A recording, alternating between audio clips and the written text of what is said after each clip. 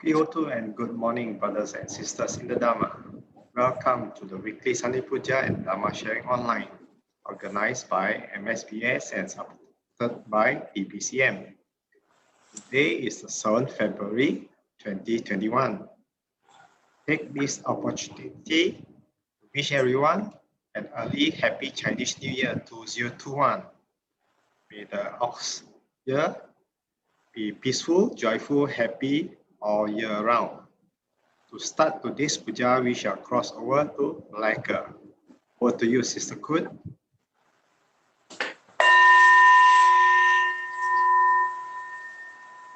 Thank you, Brother Terence. Suki Hotu and good morning to all my Dhamma friends.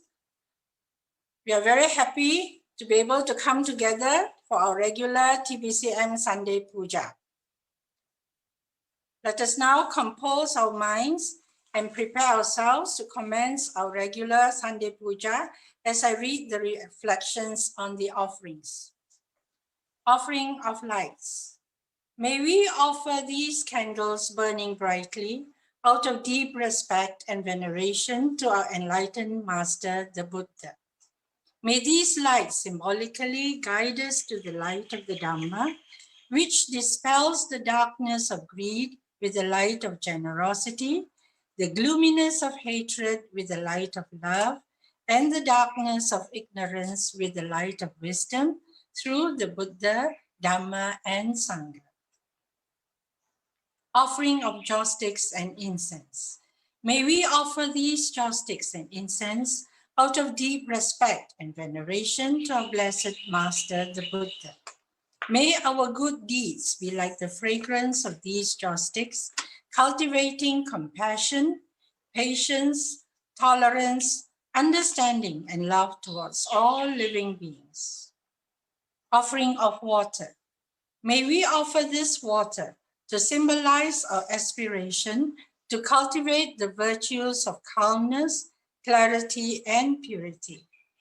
Let it remind us to diligently cleanse ourselves of our spiritual defilements and delusions through the cultivation of generosity, compassion, and wisdom. Offering of flowers. These flowers too we offer out of deep respect and gratitude to our compassionate Master, the Buddha. These flowers, sweet, beautiful, and choice, are clustered at the feet of a noble Master.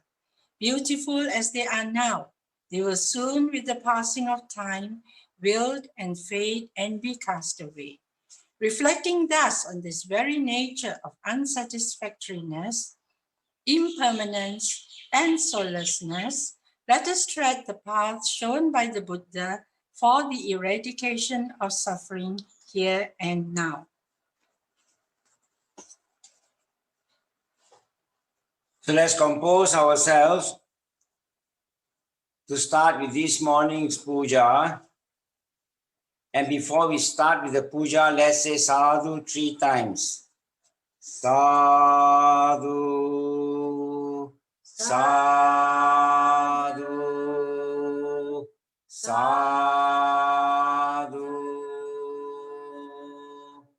Namo tassa bhagavato arahato samma sambuddhassa.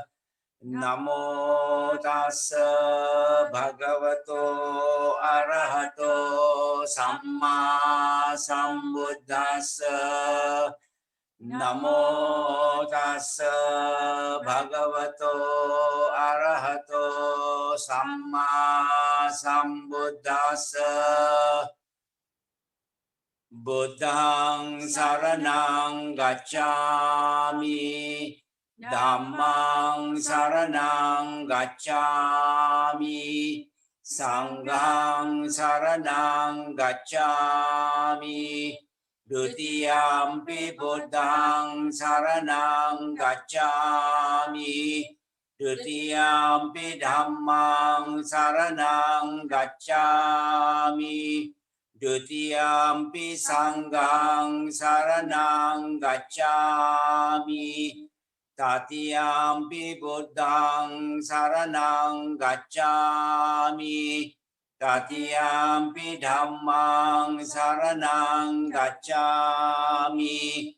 Tatiyampi sanghang saranang gacchami.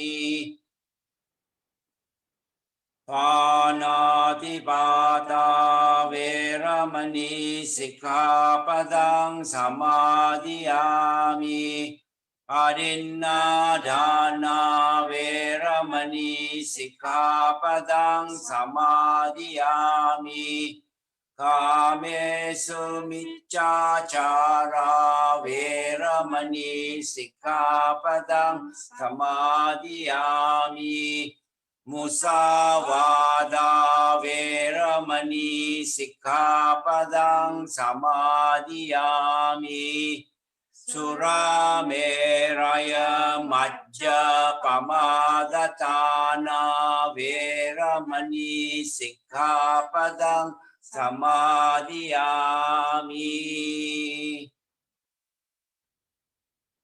Itipiso bhagava arahang samma sambuddho vicchacharana sampanno Sukrata lokavidu anuttaro purisa dhamma sarati satta deva manussanang buddho bhagavati.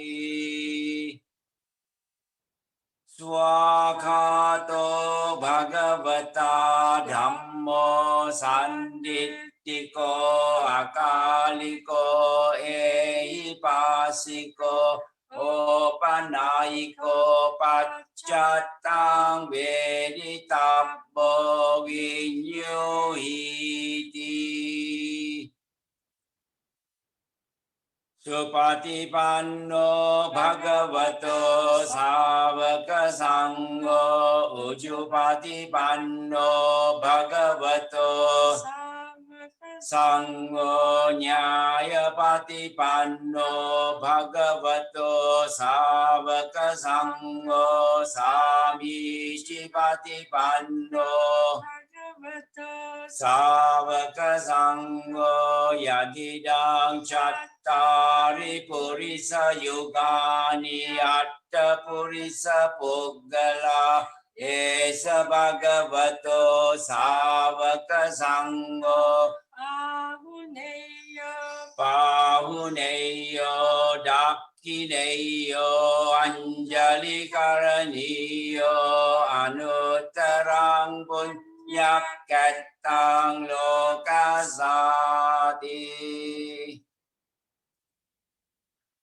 Vandami cetiyang sabbang sappatane supatititang saririka dhatu mahabodhing buddha rupang sakalang sada. Yassa mule nisinno sabbari vijayang aka patto sabbanyutang satta vandetang bodhipadapang ime ete mahabodhi lokanatena pujita ahang pite namasami bodhi raja namatute. Ganasarapaditena dipena tamadangsina tilokadipang sambuddhang pujayami tamonudang ganda sambara yuttena dupena hang sugandhina yantang puja bhajana muttamang adivasetu no bante paniyang varikapitang anukampang upadhaya patiganhatu muttamang Adivase no bante bojanang parikappitang anukampang upadaya patiganhatu muttamang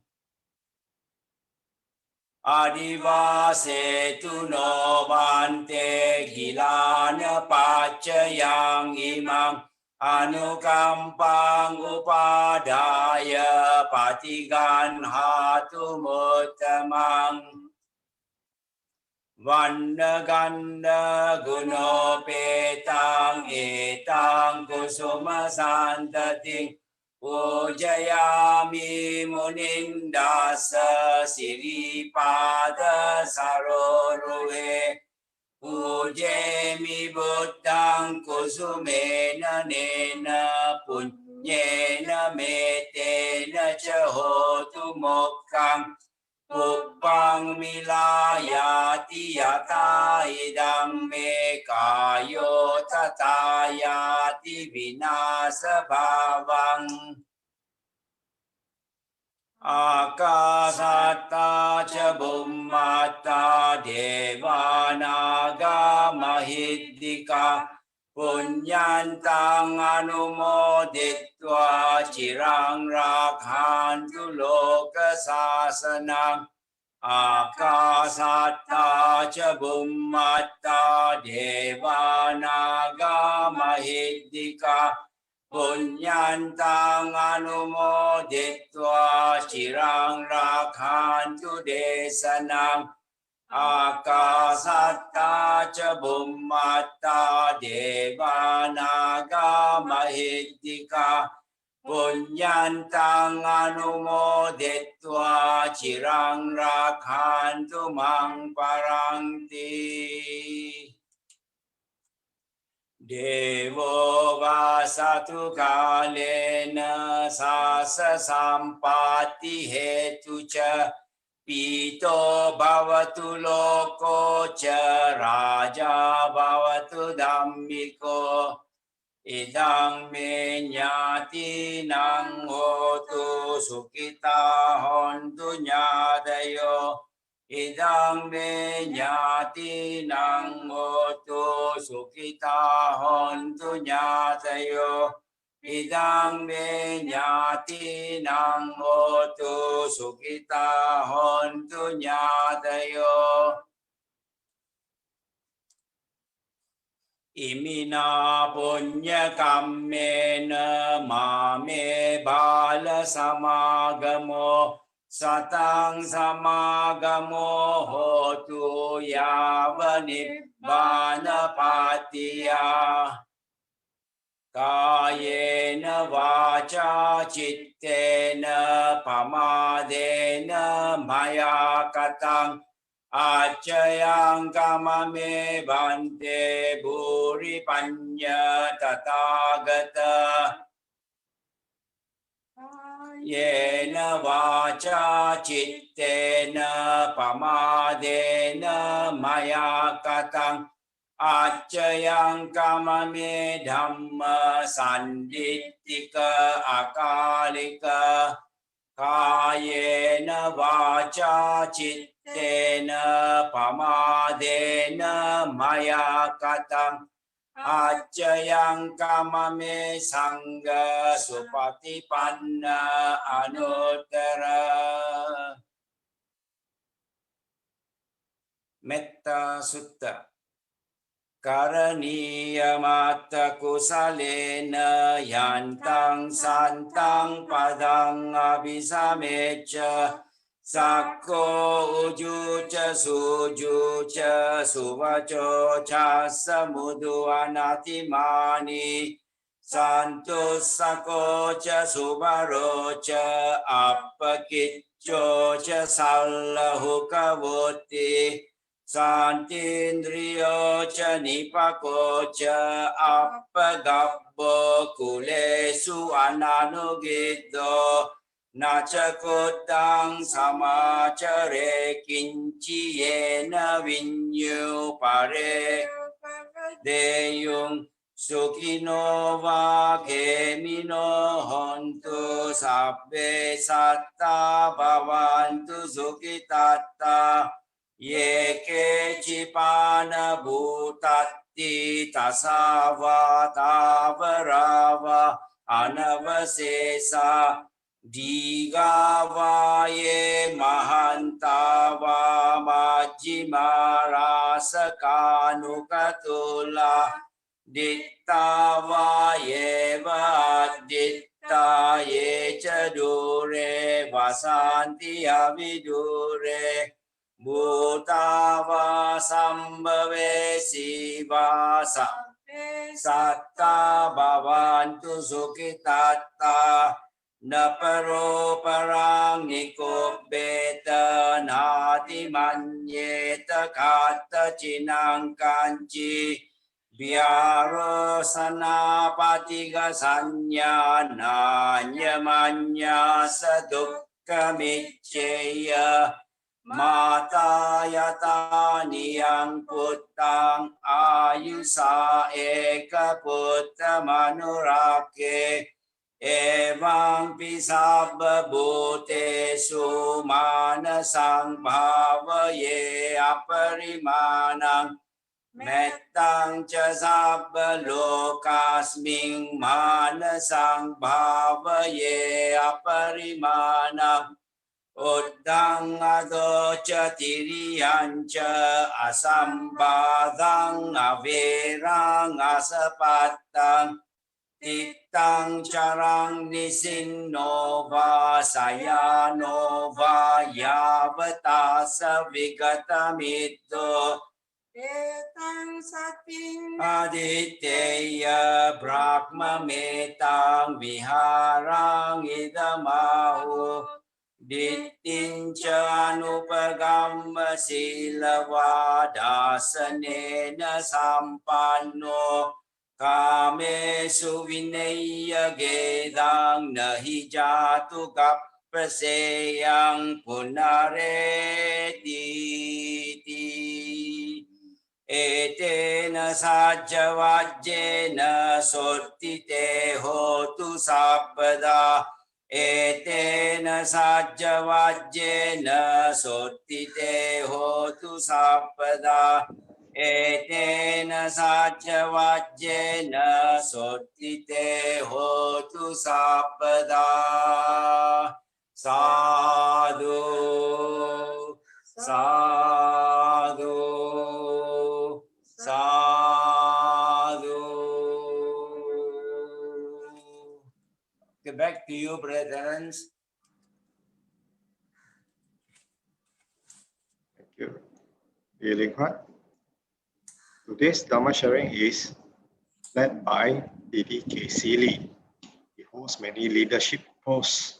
Among them are President of TBCM, Vice Chairman of MBCC, President of Mahasatipatthana Buddhist Society, also known as MSBS. Management team in D-Cradle, a center that focuses on developing Buddhist leadership. He holds a diploma in Buddhist studies from University of Kelaniya, Sri Lanka. Over to you, DKC.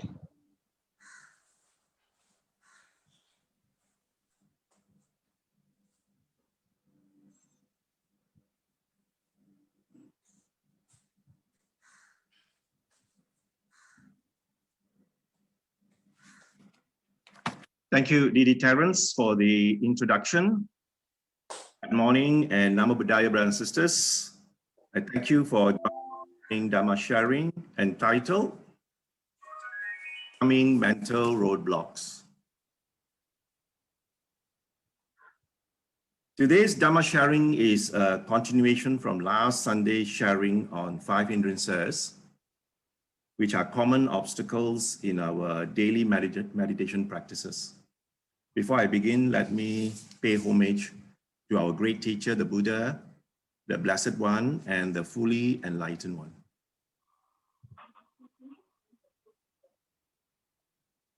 Namo tassa bhagavato arahato samma sambuddhassa. Namo tassa bhagavato arahato samma sambuddhassa. Namo tassa bhagavato arahato samma sambuddhassa. Sadhu, sadhu, sadhu.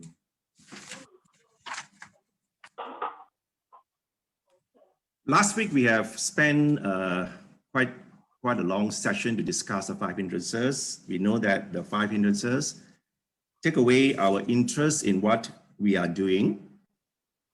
So for example, if we are seated, doing a seated meditation and try to focus on our in-breath and out-breath, the hindrances will come and disturb the mind, and always try to get the mind out of what we intend to do. So our mind get pulled away from our meditation object. Other than the mental hindrances, we have also discussed a bit on the physical condition, our body.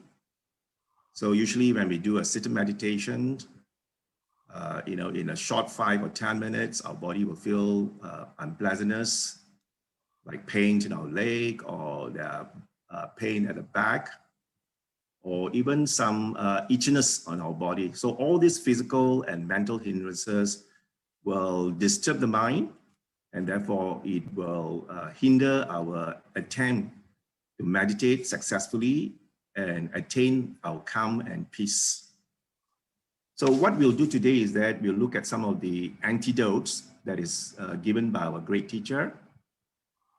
We look at some of the, for each of the hindrances, the Buddha has come up with different ways of overcoming them. So let's look at some of these techniques.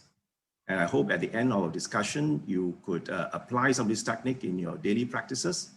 So, once you can overcome these hindrances, you should be able to maintain a longer sitting period in your meditation. Now, let's look at the formula recommended by Ajahn Sumedho. This method that is easily written out by Ajahn Sumedho is also recommended in all the Nikayas mentioned by our great teacher. First of all is to recognize those hindrances. We have spent last week going through the 5 hindrances. I hope during that 1 week that we, that you are given this exercise to recognize those hindrances. I hope you have attempted to know some of them. Let me just walk through those hindrances again. The first 2 hindrances has to do with attachment. The attachment to interest in our interest in sensuality, that is pleasant feeling. Okay, if you are interested with sensual pleasure or pleasant feeling, that is classified as sensual desire. That's one of the first hindrance that we did discuss last week. So the second type is attachment to something unpleasant. So there's a second hindrance called ill will or aversion. So you can see the first 2 hindrances hinge around attachment, attaching to sensual pleasure or aversion from things that you do not like. So one is liking it, one is not liking it. So you can see from recognizing these hindrances, we could develop certain remedy or antidotes to overcome these hindrances already. One is liking, one is disliking. So what we can do, as you can see in our subsequent discussion, when it comes to sensual desire, to overcome sensual desire, we should put a little bit on not attaching to them. And then when it comes to aversion, where you push things away, we can develop, liking, or what we call loving kindness, to ensure that the ill will towards a condition or person can be rectified. And the third and the fourth hindrance got to do with the energy that we have in our body, right? So when you say laziness, that means we are low in energy. So when our mind and our body is low in energy, we tend to be, tend to lay back and tend not to do things. And when we have too much energy, it becomes restless. Our mind and our body becomes restless. So you can see the third and the fourth hindrance is around the level of energy that we have, at any one time. So if it's too low, we become lazy. If it's too much, we become overactive. We become restless. We want to do this, we want to do that. Our mind constantly runs from one object to another object. Okay, the last of all is doubt. So this got to do with uncertainty, or it got to hinge around the level of faith that we have in the teaching itself. Sometimes we are not, we are doubtful over the teaching of our own teacher. So when there's such a doubt, it will hinder our desire to practice and progress on a daily basis. So first is recognizing these 5 hindrances. Once we recognize it, instead of rejecting them, the recommendation is that we accept these as part of the journey in our practice itself. So try not to reject them, but recognize it and accept it. So once we have done the recognition, accepting it, then we move down to investigating. Be a bit curious in why these hindrances arises in us. If we have an interest in some sensual desire, what causes this to arise? So just be curious and look at the hindrance that has arisen. There must be a cause for that hindrance to come up at that time. Like even if you're seated and doing a quiet meditation, you are focusing on your in-breath, out-breath, in-breath, out-breath. And suddenly the mind runs to, thoughts of, what do I want to eat for my lunch or dinner, So when you have this kind of thought arising while you are supposed to be watching your in-breath and out-breath, there must be a cause, why it arises. So just be curious and try to find out why the thought arises at that time. That time you're supposed to be meditating, but why this thought arises. So take a look at it and what is it like? Feel that thing, be part of the whole process of learning, investigating. So when you can investigate the hindrances, instead of pushing it away, you try to be a friend, befriend that hindrance and be curious about it.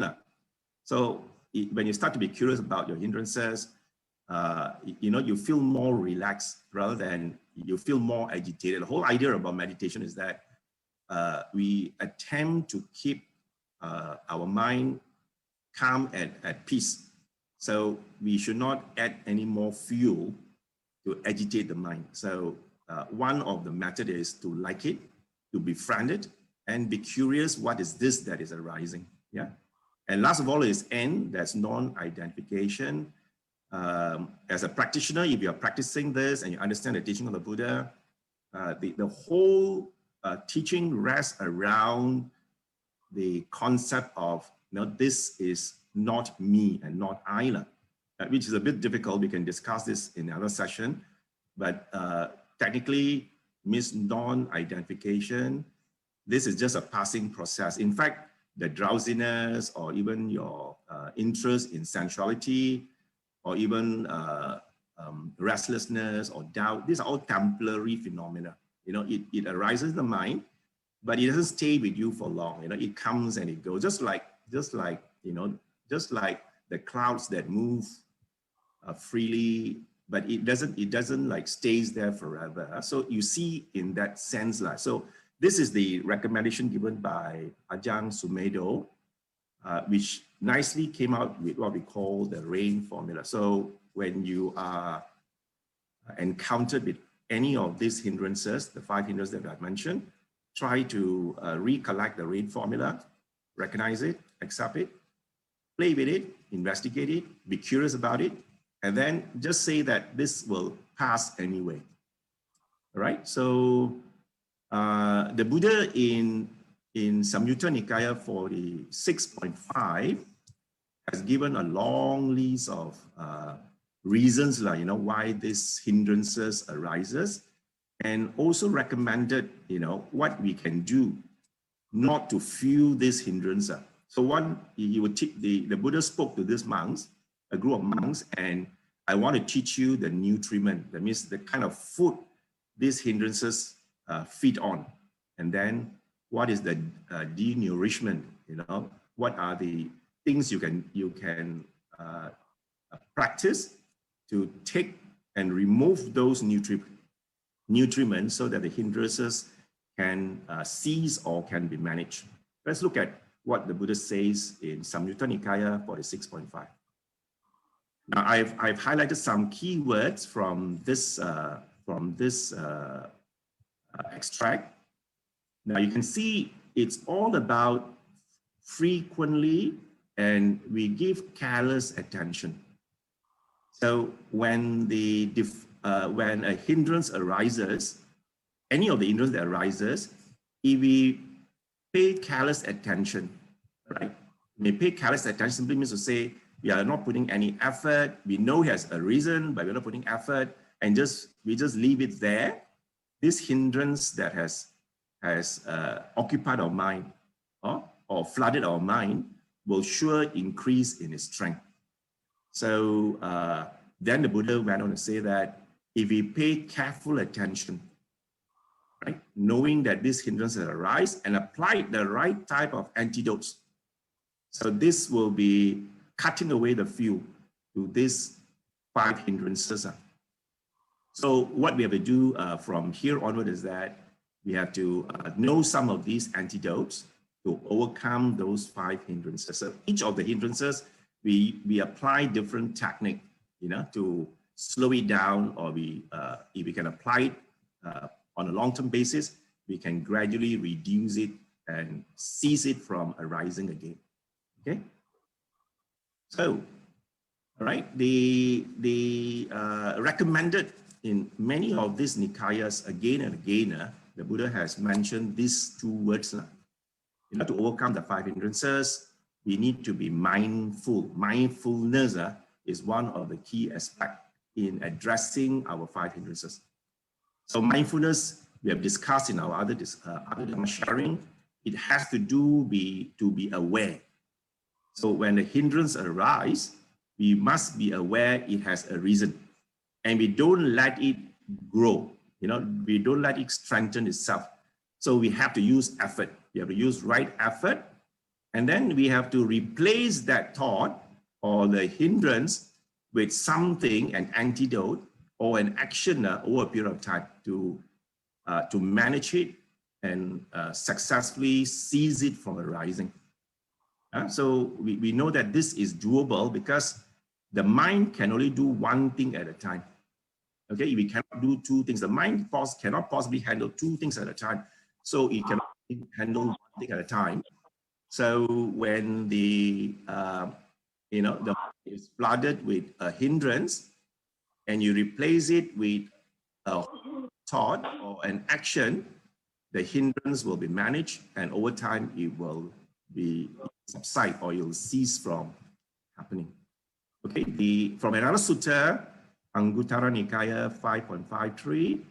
So the Buddha has recommended a list of factors.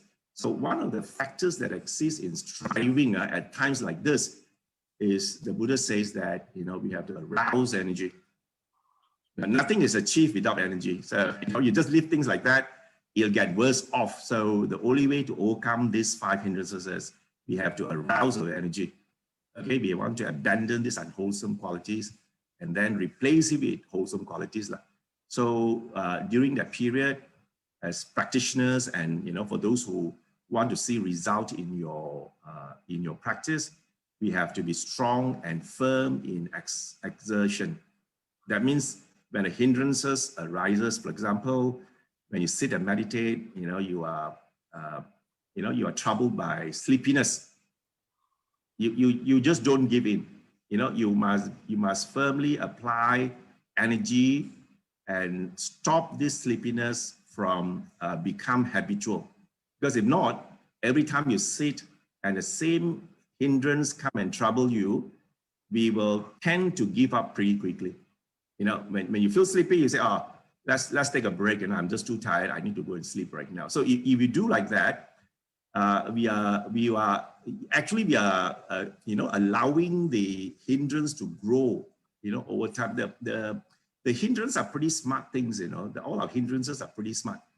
They learn through our effort and our practice. But if we don't put a strong, firm exertion to overcome that, it roots on in us stronger and stronger day by day.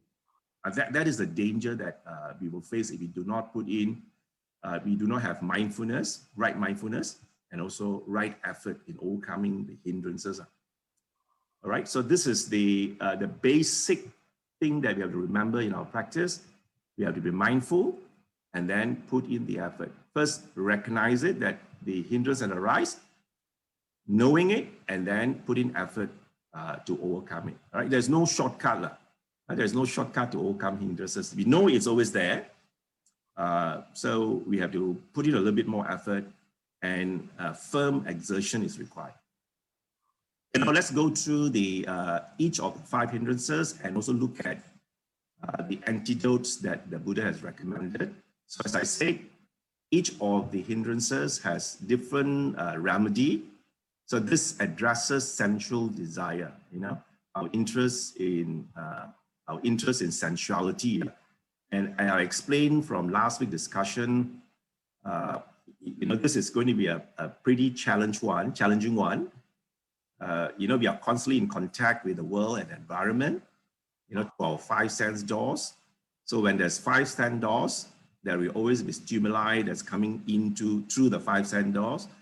And our mind constantly picks these senses, and that's where, the issues arises, like, it's pleasant, unpleasant, and then the way we react to this pleasant, unpleasant feeling, and that causes quite a number of challenges, because we got the eye sense door, then, we pick up beautiful things, and then we got smell sense door, we got very nice fragrance, and then we got hearing from good music, or the taste bud, and all this thing causes a lot of opportunity for us to experience all this sensual desire. So the rule that we have to remember in sensual desire management is we don't have to suppress all this thing, because as long as we are awake, the sense doors are open, and all these hindrances are there anyway.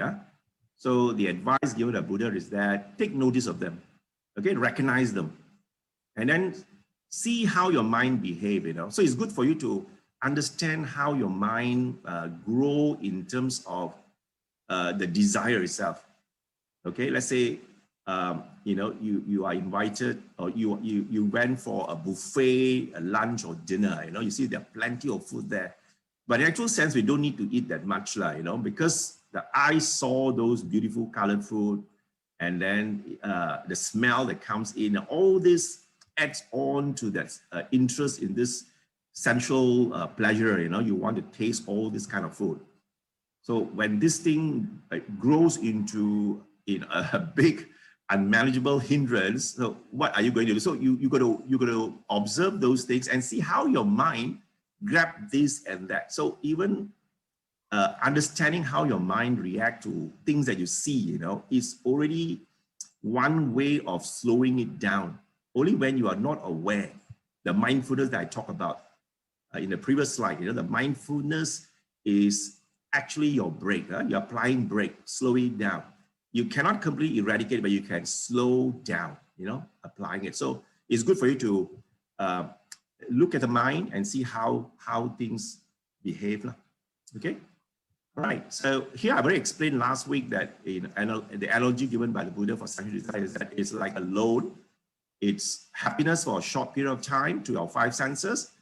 But when this sensual pleasure comes to an end, your mind will become unpleasant, because a moment of pleasantness, and then you are going on to unpleasantness. So pleasant to unpleasantness. So if you cannot handle the unpleasantness, it becomes like payback time. You enjoyed it, then it's payback time.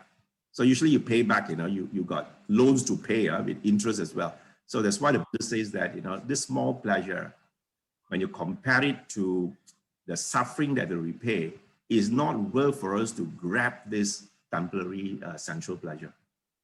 Yeah. Moderation is the way, but not to like overindulge so that we are caught and we could not get out of it. Let's look at some of the recommended remedy. Okay.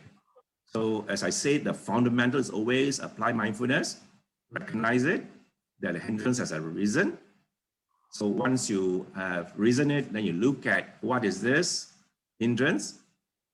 This sensual desire, is it coming from looking at beautiful things? You know, you saw a handsome man or a beautiful girl, you know, you're drawn towards that, or maybe a jewelry, you went to a jewelry shop, you passed by, you saw something nice, or it could be food, or it could be, you know, any of the sensual desire which I've described, you know, can be a draw towards your attention. So let's look at some of the specific technique given by the Buddha.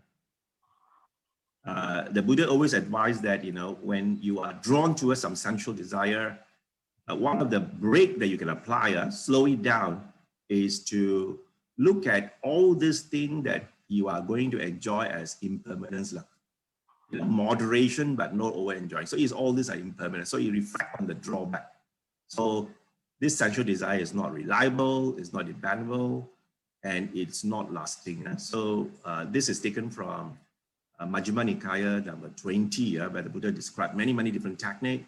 So one of the technique is addressing, you know, the sensual desire part of it. So when you are drawn by sensual desire, contemplate that this sensual desire that I'm enjoying is impermanent, is not lasting, is going to pass.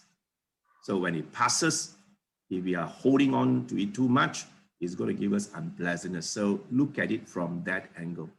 Okay, one of the ways to address sensual desire. And then the second thing the Buddha recommended is meditate on impure objects. Like, you know, if you are drawn towards your own body or the body of someone that you're looking at, you know, beautiful girl, the nice lips or the beautiful hair or things like that, you're drawn towards those kind of sensual object. The Buddha advises to look from a different angle, you know, don't look at the part that you can see, because our body are purely, physically, we can really see five external things in our body: our head hair, our body hair, our teeth, you know, our nails. These are the few things that we can see, you know, external part, but the whole body also is covered by our skin. Inside the skin, there are so many parts that we cannot see. You know, if you really look into it, you know, it sometimes gives you a disgusting feeling. So the Buddha says that in MN, Anguttara Nikaya 5.36, if you're drawn by those sensual desire, it's good to devote our time to look at impure objects. So repulsiveness of this body itself, when you look at it from that angle, you know, the desire that we are so wanting to have it immediately will subside. So you replace the sensual desire with an object of impurity, you know, of our whole body parts. Yeah, that is what's recommended if that is the sensual desire that we are drawn to. And then the general guideline is also about guarding our sense door, because as I said, you know, constantly our sense door pick in a lot of stimuli. So for us to take note of all these stimuli, we have to guard the sense door. When you see something, try not to pay too much attention. Yeah? The Buddha recommended in MN 20, Majjhima Nikaya, look away, don't pay too much attention. When you pay too much attention, your desire and your lust increases. You're not wanting to have it increase because you are paying too much attention to it. Just like, you know, from the earlier slide, unwise attention, wise and unwise attention. So if you are paying a lot of attention, it becomes unwise. You know, it generates the level of lustiness. So recommendation, the first is to look away from guarding our sensual door. Look away, don't pay too much attention, and then that will stop us from adding momentum to what we are seeing or hearing at that moment itself. So in another sutta in Samyutta Nikaya 35.63, I can see this is a very long description given by Buddha. It says that if the eye perceive a form that is desirable, means nice, and then all these desirable, lovely, pleasing, and all this aroused our, our desire, our lust. So if the monk is not delighting in them, means we got to slow down, guarding the senses, slow it down. So there won't be an attachment, and it does not welcome this thing that is see, okay, and not delighting in it. So this seeing will automatically, gradually ceases. So this is basically guarding the sense door, right? So the approach is to guard the sense door taken from this Samyutta Nikaya 35.63. And when the delight is absent, and there is no bondage, yeah. And the Buddha went on to describe for the rest of the sense faculties, the sound, the ear, the tongue, and the body. So the same text is repeated for the rest of the sense faculty. So this is written out for the eye faculty, and same goes with the ear faculty and the nose faculty. So this is one of a good technique that I think we can apply and slow things down a bit, guard the sense door, and that will cut off our desire for sensual pleasures. Okay, the last of all recommended is moderation in eating. So this is for those who like food, look at food and getting very excited with food and keep on eating and do not know how to stop to apply the break. The Buddha recommended this to the monks. So monks usually chant this during their lunch dana. So how is it moderate eating? The Buddha say that in MN2 and MN39, Majjhima Nikaya 2 and Majjhima 39. And this is how we should reflect on the food. So if we should do a wise consideration. When we look at the food, we should look at it from a wise consideration. So this food that I'm taking is not for my enjoyment, it's not for my pride, it's not for beautifying the body, or even not for fattening it, but for the sake of maintaining and sustaining this body. So we eat because we want to sustain this body, right? And then with this healthy body, our aim is to avoid harming other people and then live a holy life. So that's how the monk has taught the Buddha has taught all the monks, to reflect on this food. Don't look at food as something to be enjoyed. Look at this food as something that you need to keep this body healthy, that's all, So, so these are the different recommendations given by the Buddha for sensual desires. We are now looking at number 2, the second hindrance called ill will. Now, ill will arises, as I said, is due to aversion, is attachment to something that you do not like. So it also got to do with feeling, but this is unpleasant feeling. You try to reject and push it away. So for this, the Buddha has given an analogy or simile to say that this ill will is like a sickness because it deprives you from your health. Okay, sickness, when you're sick, you deprive from the health. So when you are having aversion or ill will, it deprives you from happiness. So, that is used as a simile. The recommendation is quite straightforward. So because it's aversion over an object or over a person, so one of the antidote that you can apply here is instead of focusing on that person and fueling it up, the aversion level, we should replace that thought with a loving kindness thought, metta. So develop a metta towards object of ill will. So this is taken from Samyutta Nikaya 46.5. It says, if we pay wise attention on our metta, right? So we can, if we constantly fill our heart with loving kindness, and with this wise attention, it becomes a denourishment. It means it will cut the fuel of this ill will.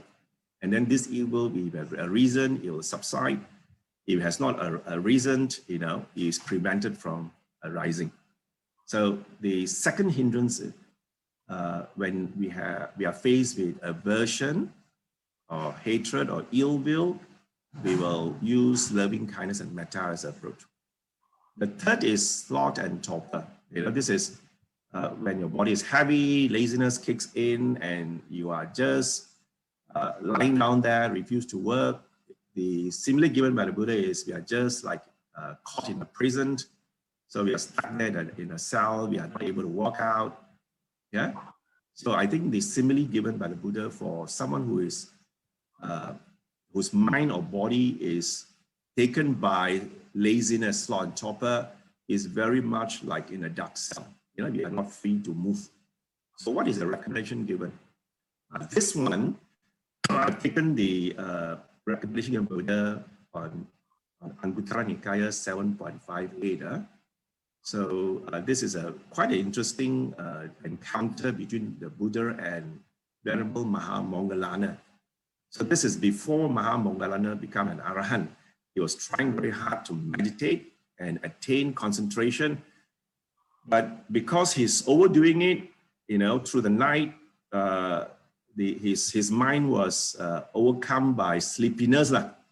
So the Buddha was able to see that Mahamoggallana was very sleepy, and then he appeared in front of Mahamoggallana and provided him the following guidelines, how to overcome the sleepiness. So there's a long list of ways to overcome. Try this first. Try these few ways first before trying the last few, because last few are what we will attempt to do. But what the Buddha tried to tell Mahamoggallana, don't jump straight to the one which is the easiest. Try to do a little bit work. So he says, don't pay attention to your sleepiness. Don't dwell on it frequently. So when you're sleepiness, don't keep on saying that, oh, I'm very sleepy, I'm very sleepy. So you become more sleepy. So first attempt is that don't dwell into it and don't pay attention to it. Try to use this approach. Know that you're sleepy, but don't say, I'm very sleepy, I'm very sleepy, I have to sleep, I have to sleep. So instead of feeling it, you slow it down and see what happens. Okay, if the sleepiness still persists, then you go on to the second type of antidote. You try to apply the second remedy. So in your mind, you reflect Dhamma, okay, by chanting or by recalling some Dhamma words. So usually in our practice, when we sit and we are overcome by sleepiness. If the first method doesn't work, the second method, we try to chant faster and louder, a short stanza, right? Like most of us will use Buddho, Buddho, Buddho, Buddho, Buddho, Buddho. Try to quicken the pace and quicken the frequency and louder, in our mind. And if you want to verbalize it, you can also use that, Buddho, Buddho, Buddho. So the giving our mind a little bit more energy, because as we know that sloth and torpor, our energy is down, very low. So by giving our mind some work to do, like recollecting the word Buddho, Buddho, Buddho, Buddho, Buddho, Buddho, faster and faster and faster, it will help to raise our energy. Yeah.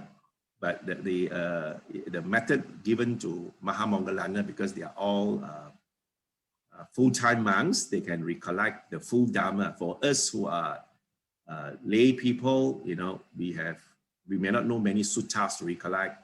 So you might use very simple tactic like Buddho, Buddho, Buddho as a way, or even you can do Namo Tassa Bhagavato Arahato Sama Sambuddhassa, Namo Tassa Bhagavato Arahato Sama Sambuddhassa as a way to like energize the mind. If that also fails, and Buddha says that maybe, if the first two methods don't work, then you start to pull your ear. Okay, you can also do a bit of physical exercise, like don't sleep yet, pull your ear, pull your ear. So usually we pull our ear, when we meditate, we pull our ear, left ear and right ear, we pull it and rub it and rub it and rub it, and then rub our limbs to physically give ourselves some energy so that we can be awake.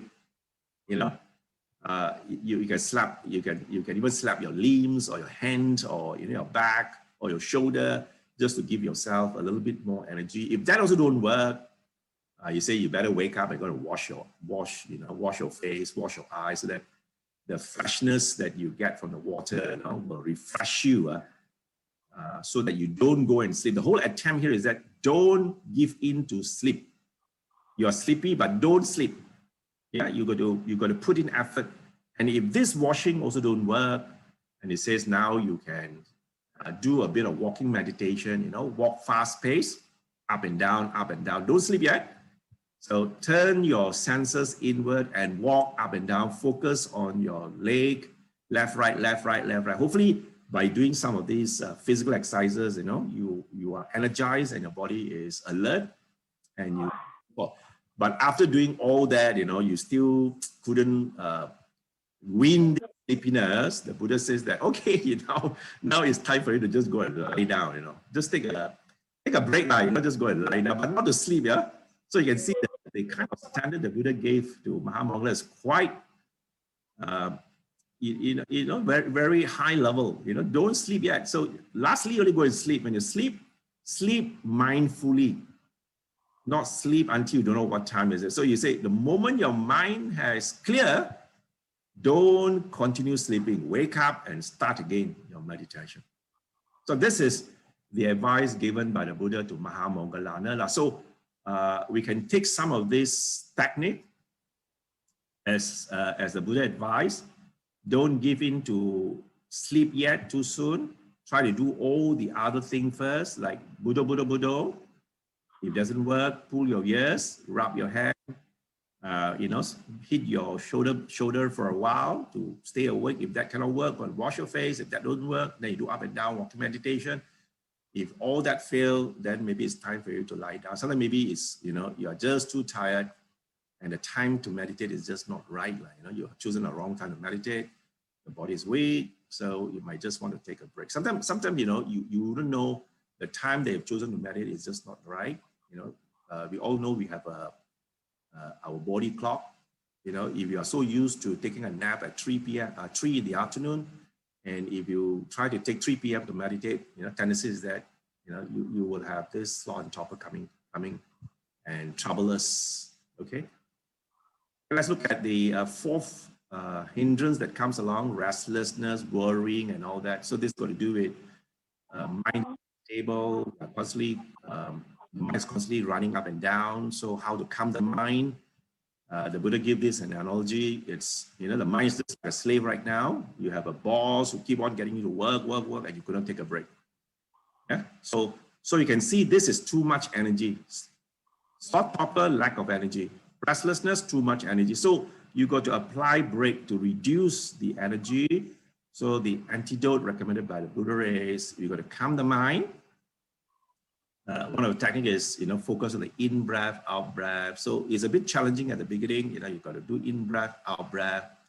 And then we step down the mental agitation. Then we slowly bring it down. So we can start off with long breath for a couple of, maybe 1 minute or so. You know, you take in long breath and then breathe out short, long breath, take in long breath, breathe out long breath. This could be one way to step down the mental agitation. Slowly, hopefully, the mind, you know, calms down, and with that, you will be able to proceed on with your meditation practice.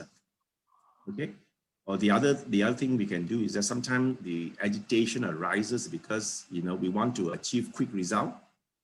You know, the worry and all that comes out because how come I'm not getting this, how am I not getting it? So sometimes because of that agitated mind wanting to achieve the result too quickly, you know, we fall into this trap of restlessness.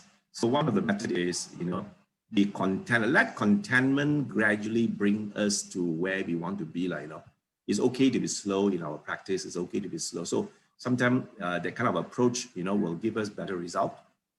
And then sometimes also, who do you associate with? Like, you know, you associate with good Kalyana Mitas, you know, who are matured and experienced. They are also calm themselves. They are restrained. So when you associate with people like that, you know, you hopefully, you know, some of this technique they have applied, you can learn from them, and then you put it to practice. So that will manage your restlessness and worry. Okay, we come to the last one called the doubt. So doubt is got to do with conviction or trust. You know, in Pali word we say lack of saddha. You know, saddha, simply means you don't have enough confidence in the teaching of the teacher. It could be the Buddha's words, or it could be the teaching of the monk that you are following as well. So you need to build up saddha, read more Dhamma books. Hopefully those will be ways to overcome your uncertainty. The Buddha gave a simple analogy that you are walking in a desert, walking around, because there's no landmark that you can see, because you're doubtful, there's no landmark. So you don't know where you're heading on the right direction. So this is some of the antidotes that is recommended. Before you start the journey, always good to get clear instruction. Okay, have a good map. And at least you know where you are going to, because you're walking towards unfamiliar territory, especially when you talk about deep meditation, when you go into a high level of concentration, if you call them jhanic state. So when you go to that stage, we are actually dropping down to unfamiliar territory. It's not something we are used to in our mundane world. We are going down to something real deep. If you do not know the landmarks, we get pretty frightened, and we begin to have doubt, is this the right place, or is it the right direction, or is it the right practice I'm doing? Yeah.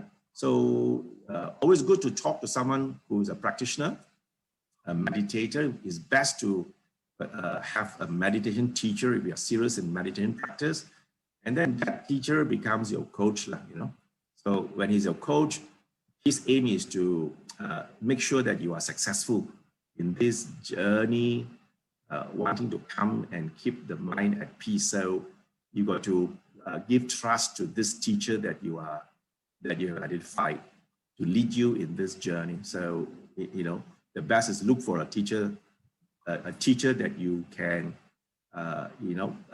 be confident in. So if you find that this is not the one that you want, look for someone who is. Don't do this on your own, because when you are doing this on your own, most likely you are not leading on the right way, because when you are not guided, we always say the Mara, the evil one will be there to guide you as a teacher. So when the evil one is there to guide you as a teacher, we are going to be in big trouble. So it's always good to have a good meditation teacher to guide us in this.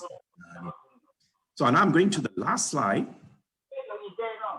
How to eradicate, these 5 hindrances. So this one is a bit heavy. We need another session to talk about it. I just want to go through so that I want you to leave this Dhamma sharing with some understanding that as ordinary people like us, we should call them in Pali called Pujanas, means people who are not enlightened.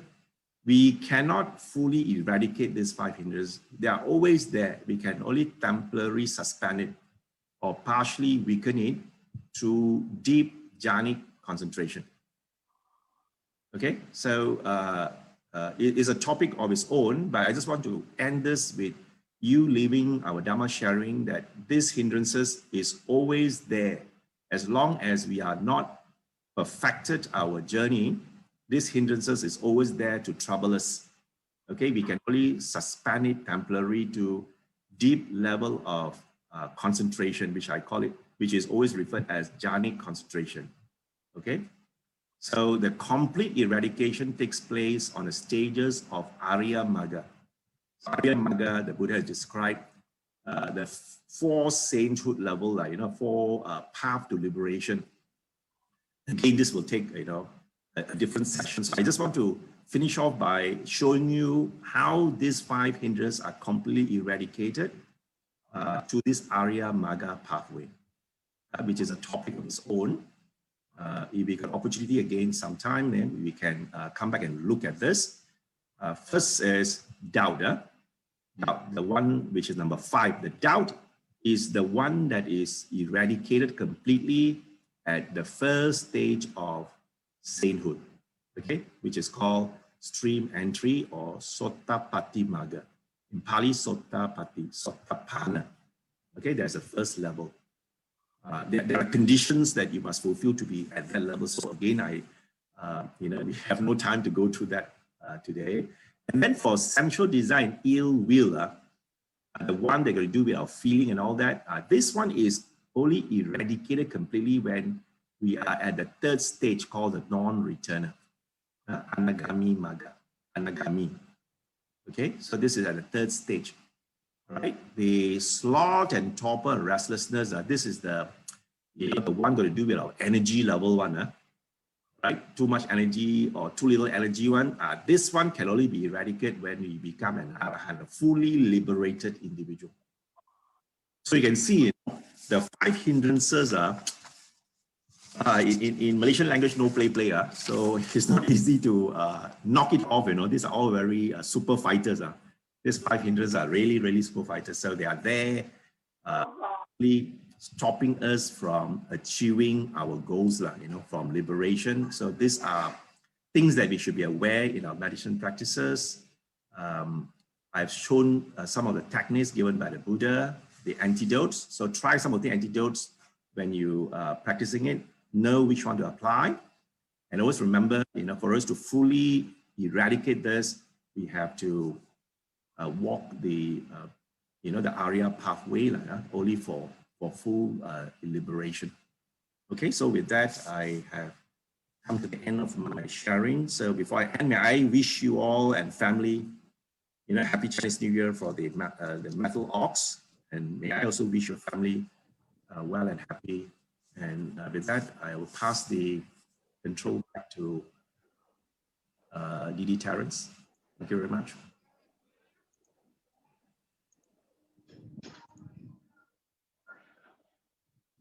Thank you very much, KC, for today's sharing.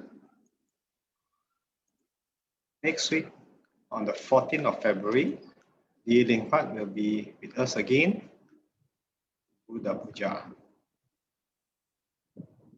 To clear your doubt, you are encouraged to join us on every Tuesday. You may ask Bhante any question regarding Buddhism or meditation. Bhante is the Vice President of Wat Palilai, Singapore.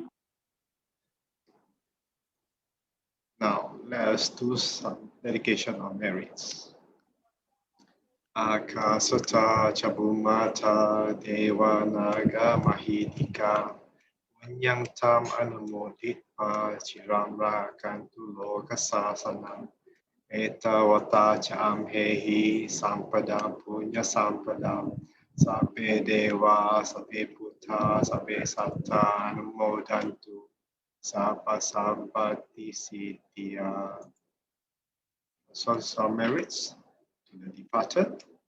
Idami nyati namutu sukita hontu nyatayo. Idami nyati namutu sukita hontu nyatayo. Idami nyati namutu sukita hontu nyatayo. Inspirations. Imina punya kamena ame bala samagamo. Satam samagamo hotu. Yava Nibbana Patiya. Sadhu, sadhu, sadhu. Thank you very much, everyone, for joining us. For other videos, please visit the links below or scan the QR code. See you all again soon. Bye-bye.